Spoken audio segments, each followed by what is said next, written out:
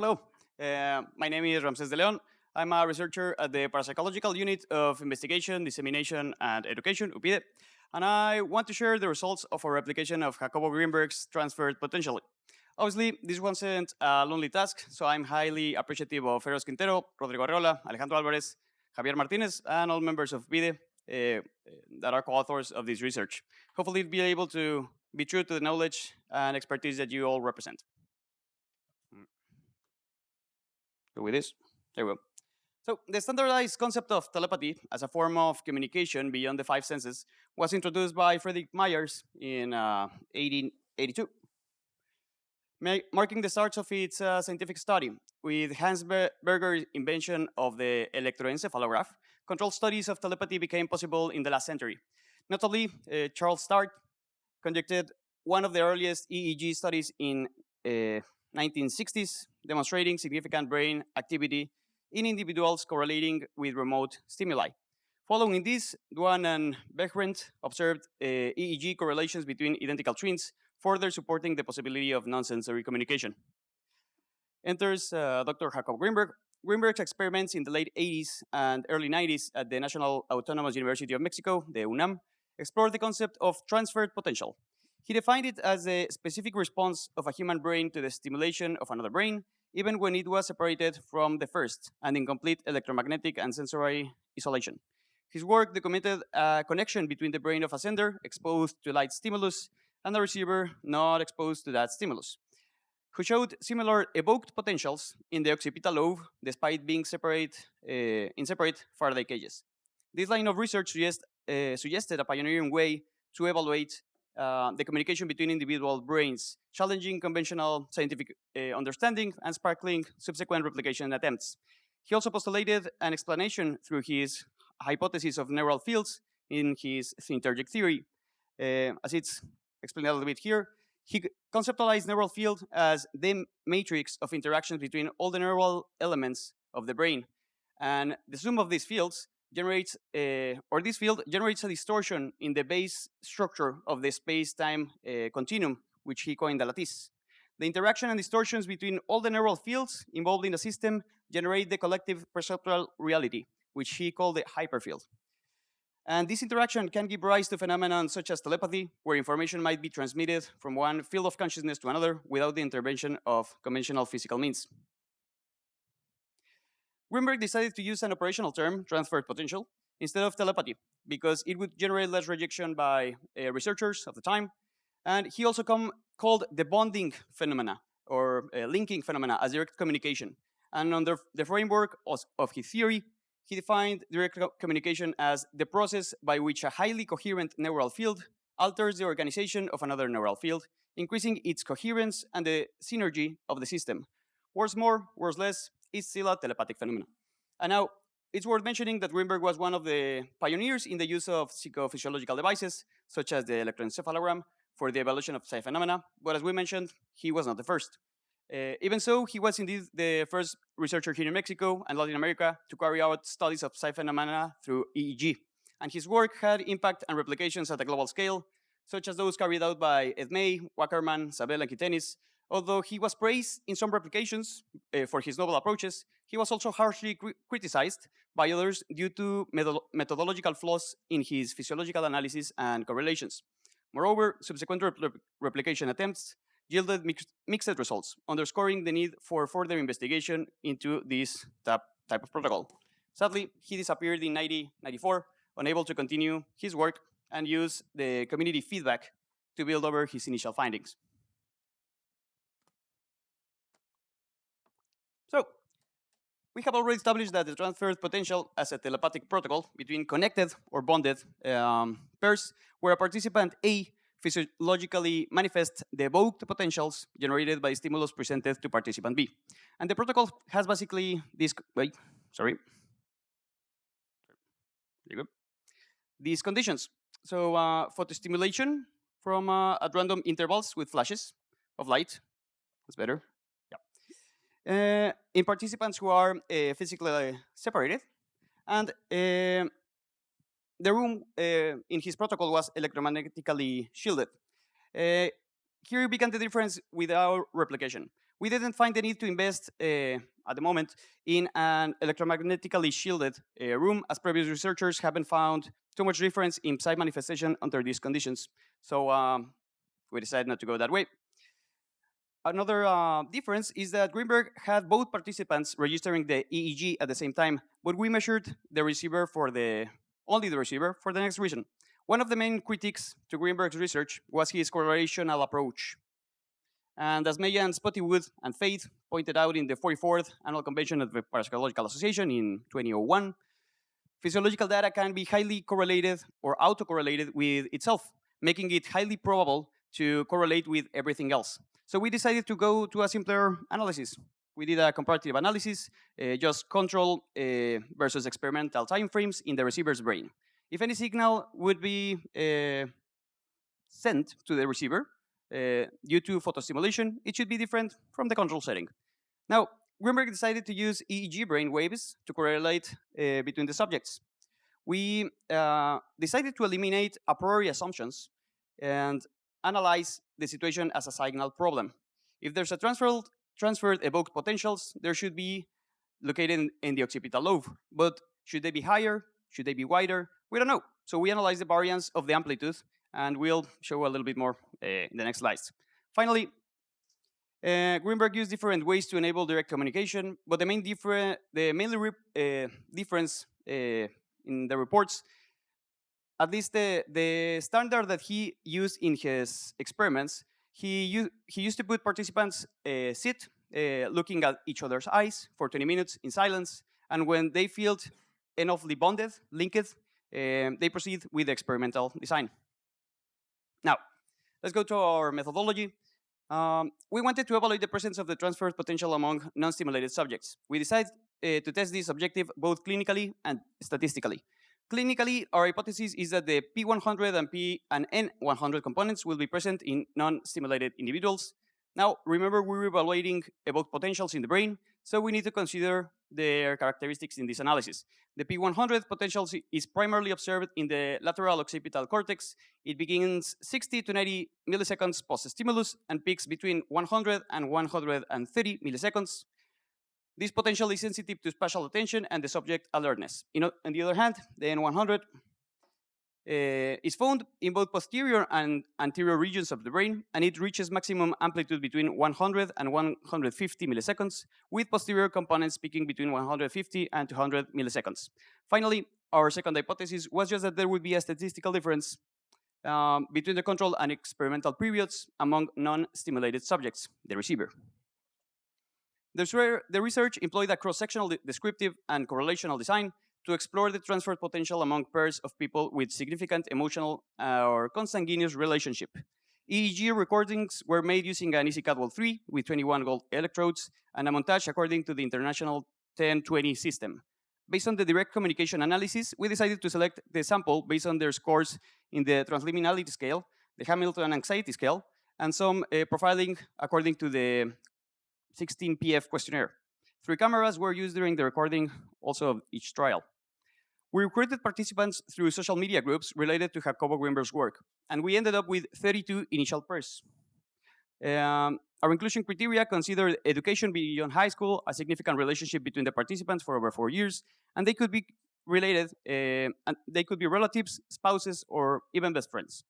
Age between 21 and 50, according to Eisenman's advice regarding EEG's difference due to brain's development, and at least one psychic experience between the pair of participants. Participants with neurological or psychiatric disorders, hyperhidrosis, claustrophobia, or substance use within the past 24 hours were excluded. We ended up recruiting 32 pairs, as I mentioned, but after the criteria, we only ended up with 6 pairs of participants aged 24 to 49. Now, participants were evaluated at the Neurophysiological Laboratory of the International Center for Epilepsy Surgery in the HMG Hospital Coyoacán in Mexico City. For each couple, we spent about 20 minutes briefly explaining the procedure that they would be subjected to. Then we proceeded to assemble the initial electroencephalographic equipment, which lasted about 1 hour. We put 21 electrodes in their scalp, and data was recorded continuously. This was followed by a 10 minutes intense mindfulness experience to try to increase the direct vision communication in both participants. It might be relevant to mention that two pairs cried during this bonding, and an additional couple considered that I married them spiritually during this activity. So qualitatively, I think we did fine. Afterwards, we spent 5 minutes giving some final instructions to the participants. And finally, the experimental sessions were carried out in which we separated the participants in different rooms, and random cycles of photostimulation were presented to the sender. The whole session lasted about 2 hours per pair. Now, here's some demographics. We used 11 participants, 6 pairs. The average age was 35, 69, plus 9 age standard deviation, 3 males, 8 females. Regarding the scales, the average transliminality scale of these pairs was 14.4, using the 17C transliminality scale presentation. And regarding Hamilton, it was 15.6, so low anxiety.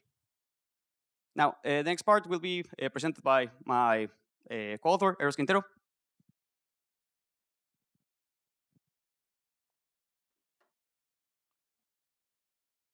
What you see here is a screenshot of the visual representation of the video electroencephalographic recording of one of the receivers.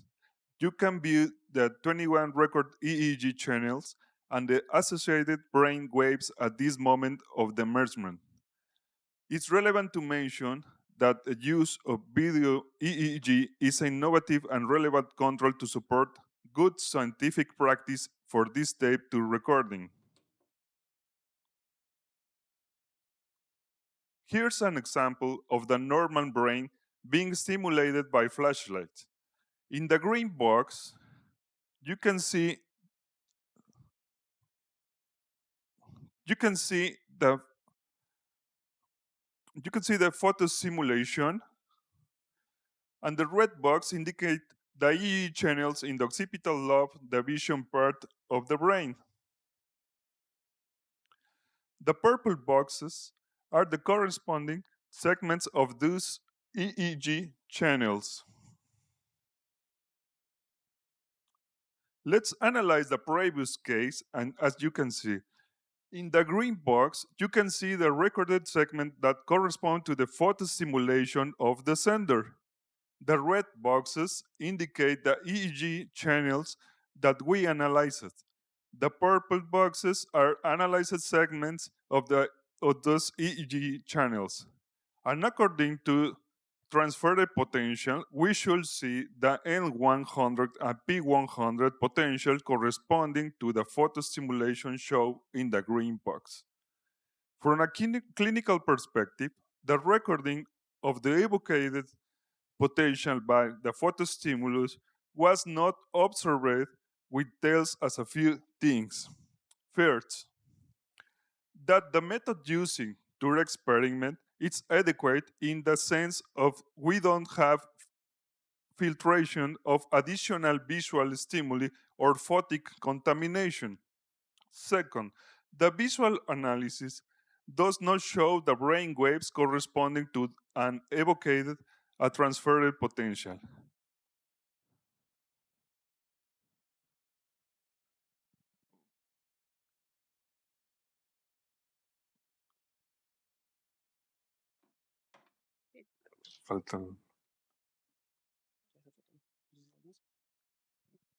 Thank you, Eros.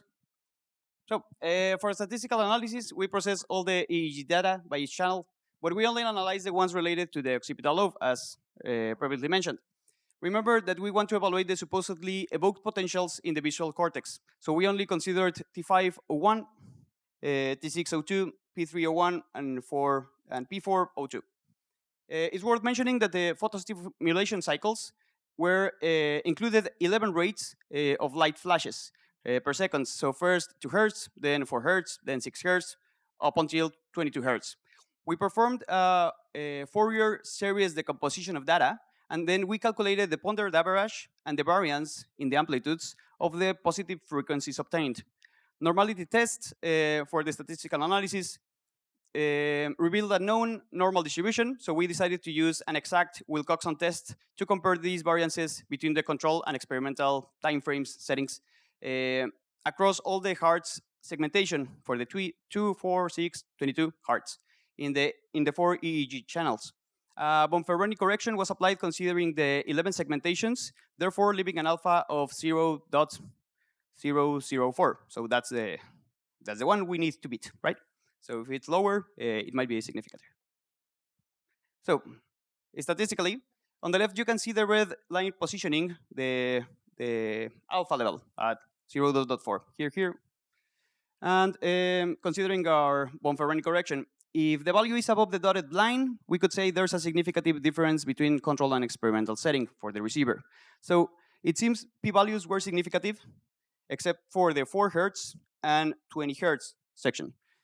Following Rosendal's suggestion, published in 1994, we calculated the effect size R, dividing the square root of the at the C value. We calculated the effect size R at the C value divided by the square root of the number of participants.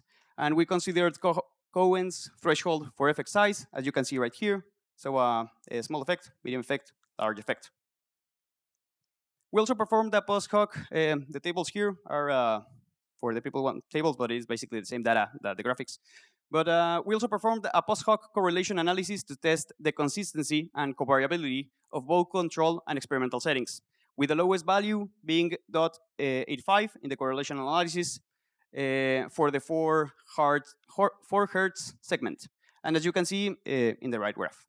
This implies that our analysis seems to be solid, but remember, we only tested 7 pairs, and we only obtained 17 trials overall by pair. So the statistical power is somehow low. Even so, these results are quite promising to keep building on this line of research. We think the real challenge lies in establishing this direct communication, the synergy that allows two individuals to connect across space and time and maintain the connection throughout the whole protocol, which can take nearly 2 hours, especially considering EEG setup. For instance, regarding so what should we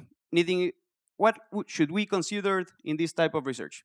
For instance, regarding stimulus balance, Rodinan's lead study the ions found significant correlations between electrogastrograms of close related individuals when they were exposed to emotionally charged stimulus. So this highlights the importance of emotional balance of the stimuli. Excitability of the stimuli. Grinberg hypothesized the transfer potential, proposing an increased correlation between subjects' brains that could be achieved between joint meditation. In his studies, as I told you, pairs were together for 20 minutes looking at each other and then separated afterwards. Having the opportunity to talk to his co-authors and past students, we came to know that they tested different experimental conditions, even allowing one pair to make, let's say, sweet love within the lab before the testing. And this might be a challenging scientific procedures and ethical committees involved, right? But you know what? It makes sense. We try to link two people together as much as possible. If the conditions and relationship status allows it, why not? It might be highly unlikely to replicate, for example, the death of a relative in the encounters at the time of the death registrations or documentation, or the crisis apparitions experiments. But love, physical love, that we might be able to replicate in an experimental setting.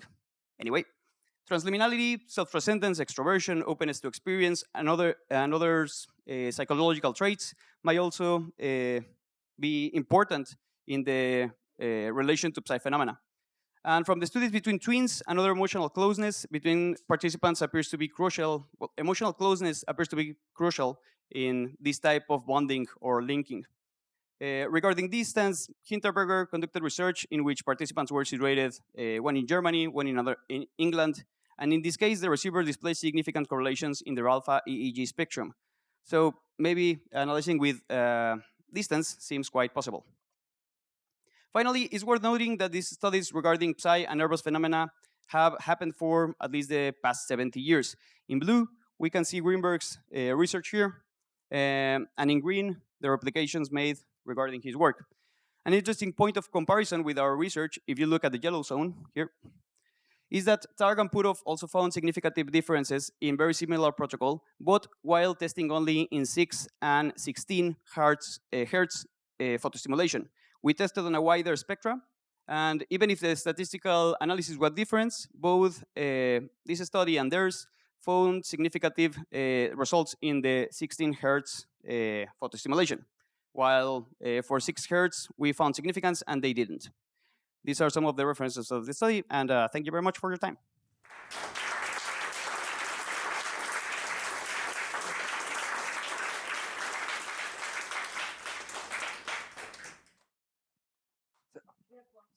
Okay, so is there any question for Ramsés? Thank you. We have lots of time for a question, which is fantastic. So, sorry if I missed it. What was the frequency of the photic stimulation? It's a standardized protocol. I think I jumped it. ¿Te acuerdas cómo se llama el CISC? El de la fotoestimulación de los 11 ciclos. Sí, es 2 Hz, 4 Hz. No sé, pero ¿cómo se llamaba el nombre de ese protocolo? It's a standardized protocol. I can get you the name. Okay, the 2 to 3. name. I see it. 2 to 3 random photostimulation cycles at 30 minutes. That was we do 2 to 3 cycles of whole photostimulations. The photostimulation cycle consisted of 2, 4, 6, 10, 6, 8, 10, summing 2 by 2, from 2 hertz to 24 hertz. Okay.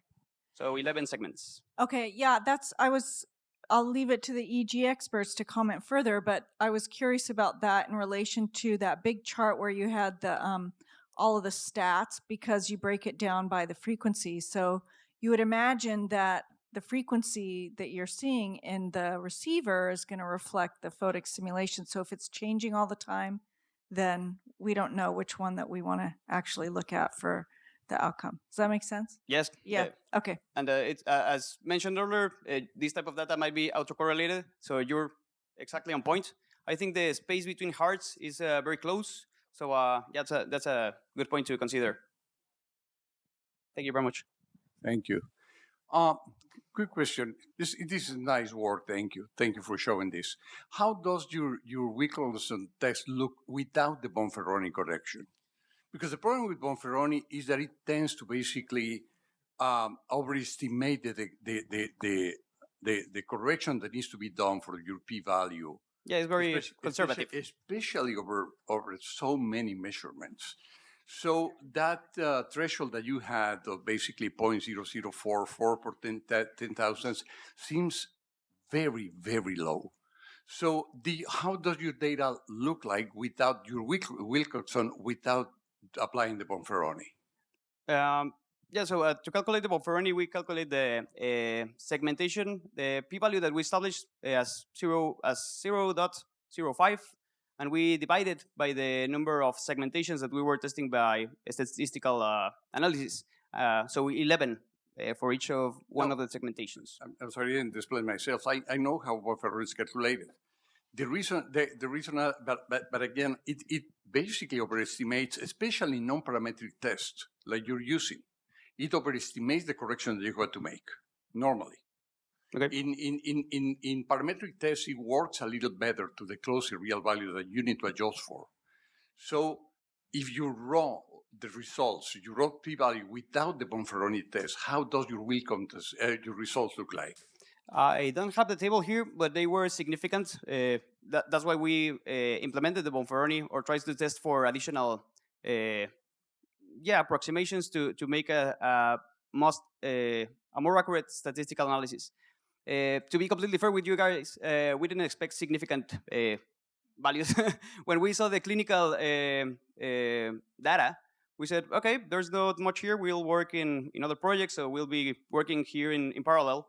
And then we find some statistical evidence, and then we needed to we worked around it so we could try to approximate many possibilities of data flows. That's why we also run the correlation analysis, so we could know that there was a good consistency between experimental and control settings. So there was no, epileptic issue or whatever that might make a difference. So, but we will need to look to that data. Thank you for the feedback. Hey, Ramsés. So yeah, I like this, very nice work. I'm wondering if, when we talk about this transfer potential, you're talking about connections between people, and heart math talks about coherence between people. They're looking at heart rate variance. And when they come into cohesion with each other, when they start to be the same between people, they feel a stronger connection. I was wondering if you had considered taking this beyond EEG and looking more at physiology in addition to EEG. Yeah, actually, one of our researchers, Teresita Garcia de Leon, in Greenberg there, we were talking on the plane here regarding that. Like, if we're finding these syncing activities or the importance of these bonding activities, we might need to also look at the heart and other physiological data regarding what else might be. Yeah, because there's enough literature regarding balance, excitability, regarding pairs. So that would be nice to look at afterwards regarding the best or trying to find the best bonding activity. Thank you. Thank you. Any other question? Thank you. Okay, thank you very much. Thank you so much.